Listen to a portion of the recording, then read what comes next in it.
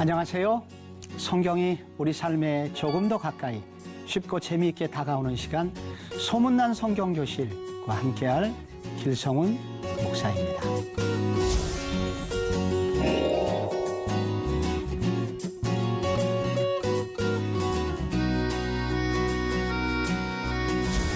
여러분, 우리가 지금 창세기를 오늘 마지막 부분을 공부를 하게 되는데요. 여러분, 야곱의 12아들 중에 요셉이 애굽에 팔려갔고 국무총리가 되죠. 그리고 기근을 만났고, 그래서 야곱과 그의 12아들 나머지 식구들, 그의 식솔들 70명이 애굽으로 와서 애굽의 고센 땅이라는 곳에서 정착을 하게 됩니다. 그래서 아버지 야곱은 아들 요셉에게 큰 사랑의 빚을 진 것이었습니다.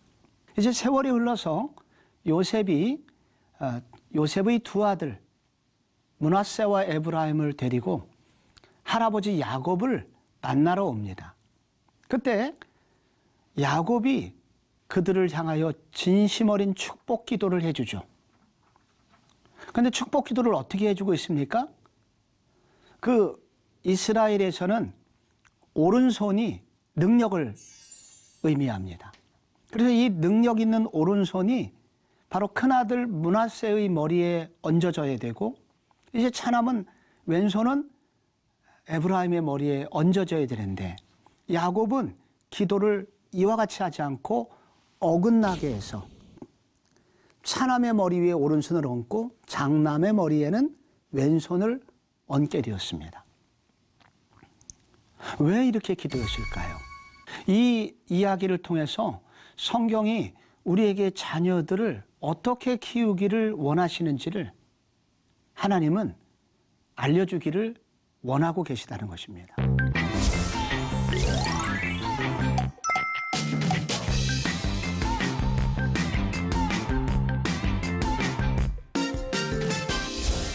우리가 이 야곱이 왜 이렇게 기도했는가? 성경을 조금 더 자세히 볼까요?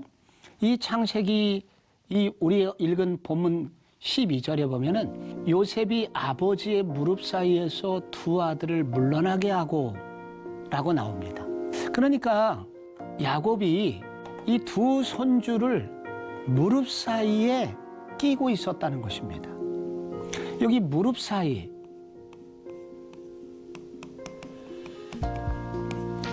여러분, 이 무릎 사이라고 하는 것은 우리나라는 이것을 스라의 자녀가 몇 명이 있습니까? 라고 하죠. 그래서 이 스라라는 것이 좀 어려운 한자입니다만 바로 이게 상형 문자 한자가 표현하고 있는 이 무릎의 이음새의 느낌이 나는 그런 이 무릎술자죠. 무릎술자.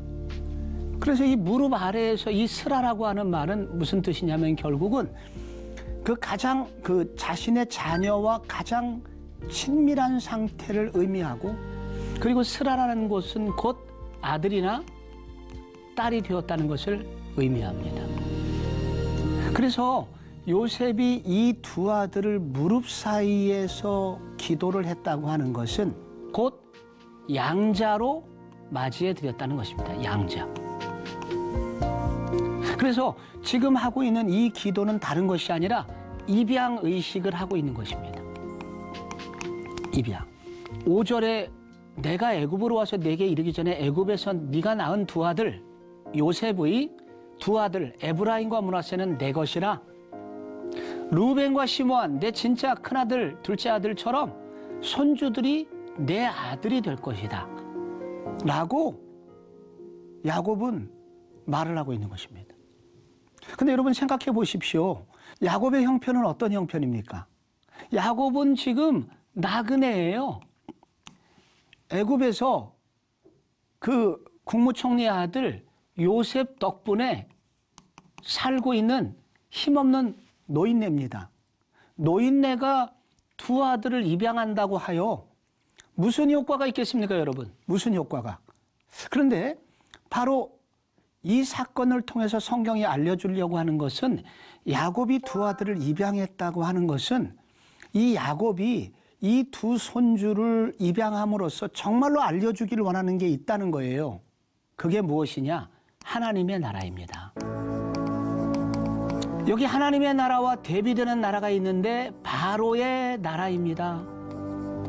두 손주에게 에브라임과 므낫세야, 지금 너희들이 가장 전 세계에서 지금 가장 화려하고 그리고 문화적으로 발달된 좋은 나라 애굽에서 살고 있다. 축하한다. 그러나 그것이 전부가 아니란다. 우리에게 보다 더 중요한 나라는 하나님의 나라야. 이 바로의 나라는 영원한 나라가 아니야. 언젠가는 무너져. 그런데 무너지지 않는 나라가 있으니 하나님의 나라야. 너희들은 하나님의 나라의 백성이 되었으면 좋겠다. 이런 하나님의 나라에 대한 소중함을 알려주기 위해서 바로 그 두 아들을 입양, 야곱의 아들로 그렇게 만든 것입니다. 근데 두 번째, 여러분, 이 사건이 400년 후에 어떻게 됩니까? 400년 후에. 400년 후에 출애굽 사건이 있습니다. 하나님은 10가지 재앙으로 바로의 나라 애굽을 쑥대밭을 만듭니다. 그렇게 화려하고 영원할 것 같은 그 나라가 무너지고 많은 군인들이 이 홍해 바다 속에 수장되게 됩니다. 그리고 이스라엘 백성들은 안전하게 홍해를 건너, 광야를 건너 가나안 땅을 향해 가게 되죠. 그래서 이 말 그대로 여러분, 야곱의 말한 대로 바로의 나라는 영원하지 않았습니다. 그런데 결국은 여러분, 이 출애굽을 하고 가나안 땅을 정복하고 땅을 분배할 때 어떤 일이 벌어졌습니까? 여러분, 여호수아는 바로 루벤, 시몬, 갓 12지파를 다 나눠주는 동안에 여러분, 이 요셉에게만은 이 땅을 2배로 주죠. 그래서 므낫세와 에브라임 므낫세, 그래서 두 자손이 바로 각각 한 몫씩을 받게 됩니다. 결국 이 성경은 우리의 자녀들에게 우리는 무엇을 물려줄 것이냐? 하나님의 나라를 물려줘야 한다. 하나님이 이루시기 원하는 영원한 하나님 나라의 꿈을 꾸도록 우리의 자녀들에게 알려줘야 한다. 그것이 결국 우리 자녀들을 살리는 길이다. 하나님의 자녀됨의 특권이 얼마나 굉장한지를 알려줘라. 그런데 이 신약 성경에는 우리가 하나님의 자녀가 될 때 이것은 마치 우리가 하나님의 양자가 된 것이라고 말씀하고 있습니다. 로마서 8장 15절에 보면 너희는 다시는 무서워하는 종의 영을 받지 아니하고 양자의 영을 받았으므로 우리가 아빠 아버지라고 부르짖느니라. 성령이 친히 우리의 영과 더불어 우리가 하나님의 자녀인 것을 증언하신다. 여기 양자의 영이라고 그랬습니다. 이게 로마서는 1세기 로마 시대에 쓰여진 것이거든요. 로마 시대의 양자는 친아들과 똑같은 법적인 특권을 다 가지고 있었습니다. 여러분, 이 영화 보셨나요? 배너에 보면은 그 유다 배너가 사령관을 살려주죠. 그래서 이 사령관을 구출하고 사령관이 로마에 돌아가서 이 유다 배너에게 반지를 끼워줍니다. 여러분, 그 반지가 뭐예요? 반지. 그 반지가 바로 양자가 되었다는 표시입니다. 그래서 로마 시대에는 양자가 되는 순간 이 아버지의 모든 재산을 이 양자가 받을 수 있게 됩니다. 심지어 어느 정도냐면 여러분 혹시 명상록이라는 책을 썼던 마르크스 아우렐리우스라는 황제를 아시는 분이 계시죠? 이분도 원래는 노예였습니다. 근데 그가 양자가 되었고 황제까지 오른 사람이에요.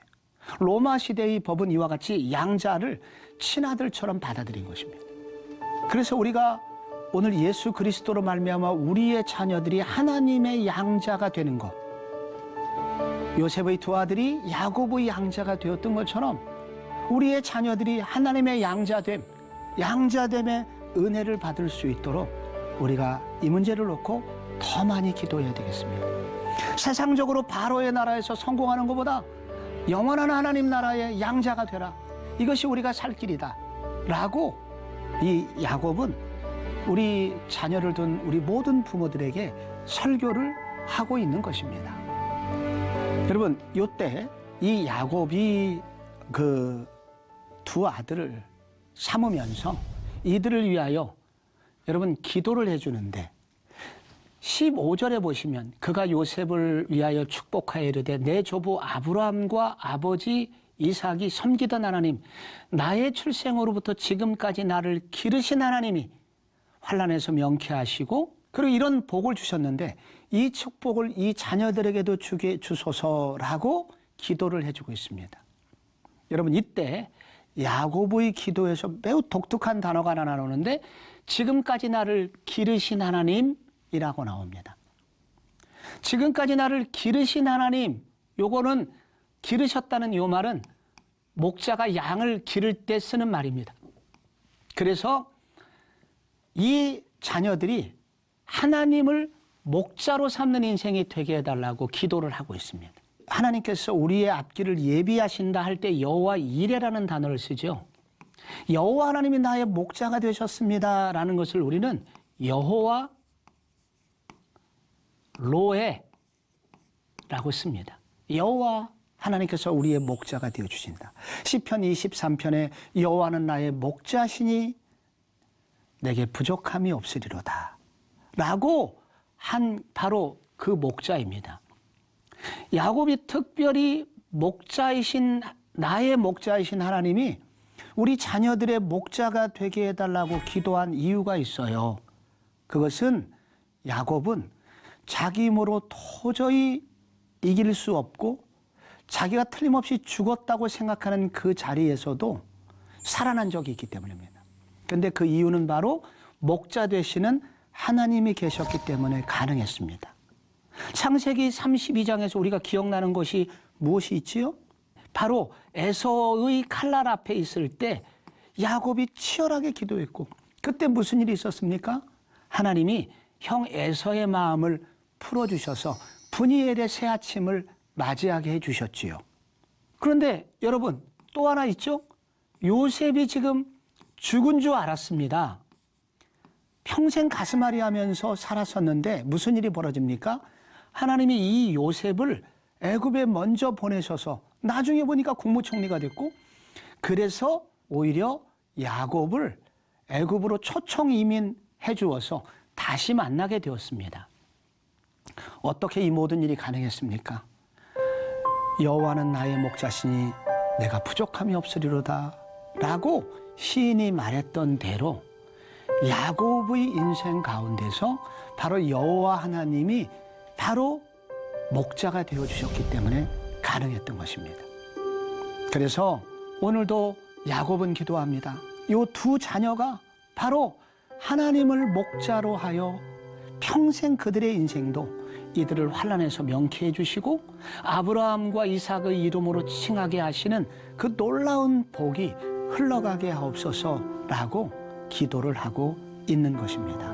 우리도 이렇게 기도해야 되지 않을까요? 야곱이 지금 이 두 손주를 놓고 기도할 때 손을 어긋맞게 하여 기도를 하고 있습니다. 그래서 요셉이 말리죠. 아버지, 이 손이 오른손이 므낫세의 머리에 와야 됩니다. 할 때 뿌리치면서 아들아 나도 안다 라고 이야기하는 장면이 17절부터 20절 사이에 나오죠. 그래서 그 요셉이 옮기려고 애썼지만은 아버지 그렇게 하지 마십시오. 장자 위에 오른손 얹어야 됩니다. 그때 아버지가 그것을 허락하지 아니하고 했던 유명한 말 19절 나도 안다 내 아들아 나도 안다 그도 한 족속이 되고 크게 되려니와 그의 아우가 그보다 큰 자가 되고 그의 자손이 여러 민족을 이루리라. 그러면서 에브라임을 므낫세보다 앞세웠다고 합니다. 그런데 여러분 이런 일이 이 지금 그 장남과 차남이 있는데 여러분 이때 야곱은 이 장남보다 차남 위에 더 축복을 해주죠. 근데 이런 이야기가 여기만 나옵니까 여러분? 가인과 아벨이 있었죠. 우리 얼마 전에 배운 하나님이 누구의 제사를 받으셨어요? 아벨의 제사를 받으셨습니다. 여러분 이삭이라는 아들이 있습니다. 아브라함에. 근데 여러분, 이삭보다 먼저 태어난 아들이 있죠. 같은 이시. 누구예요? 이스마엘. 이스마엘이 이삭보다 최소한 15살 정도 앞서 있습니다. 그런데 하나님은 이스마엘이 아니라 이삭을 통하여, 그리고 또 한 명 에서가 있었고 지금 본인 야곱이 있습니다. 하나님은 야곱에게 이 하나님의 영적 축복을 계승해 주셨습니다. 왜 이렇게 하신 것일까요? 왜 이런 일이 반복되는 것일까요? 창세기 내내 흐르고 있는 정신이 바로 장남보다는 차남을 선택하신 하나님이 나옵니다. 여러분, 우리가 얼마 전에 읽었던 여인의 이야기도 보시면 믿음의 사람들은 다 이렇게 자식을 낳기가 어려워요. 사라, 여인에게 최고의 축복은 자녀, 아들을 낳는 것인데, 여러분, 사라는 오랫동안 자식을 낳지 못했습니다. 근데 그 며느리 리브가도 아들을 낳는데 20년 걸렸습니다. 야곱이 그렇게 사랑했던 라헬도 자식을 낳는데 오랫동안 불임이었어요. 그래서 창세기에 흐르고 있는 정신이 있습니다. 우리는 창세기에 무엇이 흐르고 있습니까?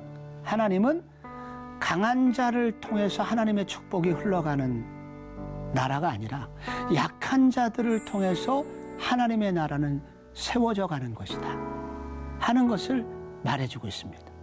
우리가 세상적으로 강자이기 때문에 하나님의 축복이 흘러가는 것이 아니라 부족하고 연약하고 약자를 통해서 하나님은 당신의 꿈을 이루어가고 계신다는 것을 말씀해주고 있습니다. 이 일을 통해서 하나님이 이루시려고 하는 것이 있습니다.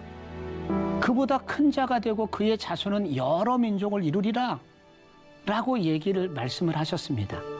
하나님께서 이렇게 왜 약한 자를 통해서 이런 나라를 이루시려고 합니까? 그것은 너도 약한 가운데 하나님의 복을 받았으니 저 연약하고 약한 또 다른 사람들을 섬겨서 너처럼 하나님의 부요를 전해주어라. 그들도 영적인 부요자, 하나님의 축복으로 체험받는 인생이 되게 해라 라고 설명을 해주고 계신 것입니다. 그래서 예수님께서도 그의 제자들을 부르실 때 똑똑하고 세상에서 화려한 자들을 부르지 않으셨습니다. 갈릴리에 그런 어부들을 부르셨습니다. 세상적으로 연약한 자들을 부르셔서 하나님 나라를 맡겨주셨습니다. 그러면서 예수님이 그의 제자들에게 이렇게 부탁하셨죠. 마태복음 23장 11절에 너희 중에 큰 자는 너희를 섬기는 자가 되어야 하리라. 누구든지 자기를 높이는 자는 낮아지고 누구든지 자기를 낮추는 자는 높아지리라. 이 하나님의 나라를 이루시기 위해서 하나님께서 이 땅에 메시아를 보내시죠. 이 땅을 구원하기 위해서 메시아를 보내십니다. 근데 이 메시아는 어떤 모습으로 이 땅에 오시나요? 우리는 성탄절 날마다 이 설교를 반복해서 듣습니다. 그 메시아는 어디서 태어나죠? 마구간에서 태어납니다. 그의 어머니는 어떤 상태입니까? 미혼모죠. 그리고 여러분, 그 태어난 아기는 일찍 아버지가 돌아가심으로써 생계를 이끌어가는 그러한 노동을 하면서 어린 시절을 보내게 됩니다. 바로 이분이 누구십니까? 이분이 예수 그리스도십니다. 이분이 구세주가 되십니다. 바로 이 연약한 분을 통해서 하나님의 나라가 세워집니다. 바로 이 예수 그리스도는 그분의 제자들에게 이렇게 요구하십니다. 그리고 예수님조차도 제자들을 뽑으실 때 갈릴리의 연약한 어부들을 뽑으셨습니다. 그리고 그들에게 말하기를 너희 중에 큰 자는 섬기는 자가 되어야 하더라. 누구든지 자기를 높이는 자는 낮아지고 자기를 낮추는 자는 높아지리라. 그래서 하나님의 나라는 어떤 나라냐? 역전의 나라입니다. 역전의 나라. 즉 뒤집혀진 세상과는 뒤집혀진 나라입니다. 그러므로 하나님의 나라에서 이 자녀들을 양육할 때 세상의 방식만이 아니라 너희는 오히려 낮아지고 겸손하고 누군가를 섬기고자 할 때 하나님은 너와 함께 하시고 하나님의 축복은 너에게 흘러갈 것이다 라고 알려주고 있습니다. 우리가 새해가 되면 꼭 요즘 언론에서 주목을 하고 있는 우리나라에서 학자 중에서 지금 최장수 학자 김영석 교수, 여러분 전 연세대학교 교수님을 찾아뵀죠. 이분이 지금 104세가 되셨습니다. 그래서 지금까지 왕성하게 강연 사역도 하시고 그리고 후배들에게 컨설팅 하시는 일도 이 어르신이 해주고 계십니다. 그런데 이 김영석 교수가 소학교를 졸업하고 중학교를 갈 때 아버지가 부르시더래요. 그 당시 아버지가 한번 부르면 굉장히 어려운 자리였습니다. 아버님이 이렇게 말씀하셨답니다. 형석아, 네가 이제 중학생이 되었으니 너는 너만 생각하지 말고 앞으로 친구를 더 먼저 생각하고 우리 마을의 유익을 생각하고 그리고 이 민족을 생각하는 사람으로 커졌으면 좋겠다. 그래서 그때부터 김영석 교수의 마음에 이웃을 섬기고자 하는 마음 가지고 있었고 그런 자세로 살다 보니 오늘날까지 살 수 있었습니다 라고 고백을 했습니다. 이분의 책 가운데 이런 고백이 나옵니다. 내가 인생을 100세를 살아보니 내가 나를 위해서 한 일은 남는 게 없습니다. 돈도 벌어본 것 같고 명예도 얻어본 것 같아도 남는 것이 없습니다. 내가 하는 일 때문에 다른 사람이 행복해져야 합니다. 그래야 남습니다. 나 때문에 더 많은 사람이 행복하고 인간답게 살 수 있으면 그게 바로 행복입니다. 여러분, 우리가 우리의 자녀들을 어떻게 양육해야 할까요? 우리의 이 신앙을 우리의 자녀들에게 어떻게 물려주어야 할까요? 오늘 야곱은 이 어긋나는 기도를 함으로써 이 손주를 아들로 입양하는 예식을 통해서 정말로 이 시대에 우리의 자녀들이 진짜 하나님의 자녀가 되고 하나님 나라의 꿈을 꾸게 해달라고 기도하고 있습니다. 우리도 그렇게 기도해야 합니다. 그리고 이 세상의 방식이 아니라 하나님의 방식으로 겸손과 그리고 섬김의 방식으로 이 세상을 삶으로써 이 땅을 유익하게 하는 자녀가 되게 하소서.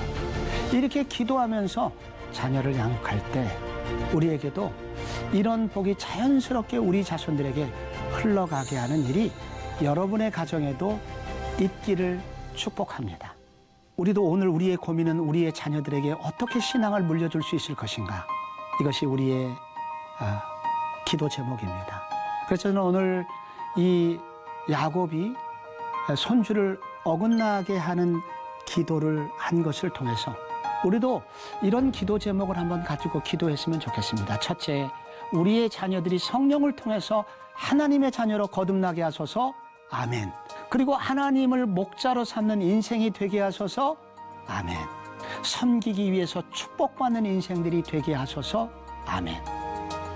이런 기도가 우리 모든 부모님들 가정의 기도 제목이 되어 이 기도 가운데 모든 가정이 자녀들이 하나님을 이렇게 만나는 하나님의 축복을 전수받는 그런 은혜가 있기를 축복합니다. 여러분, 오늘 어떻게 들으셨습니까? 오늘 제가 전해드린 창세기 이야기가 유익하셨다면 소문을 많이 내주시기를 부탁드립니다. 또 궁금한 사항이 있으시면 유튜브 채널 밑에 댓글로 질문해 주시면 성의껏 답변 드리겠습니다. 여러분, 함께해 주셔서 감사드립니다. 다음 시간에 또 만나겠습니다. 안녕히 계십시오.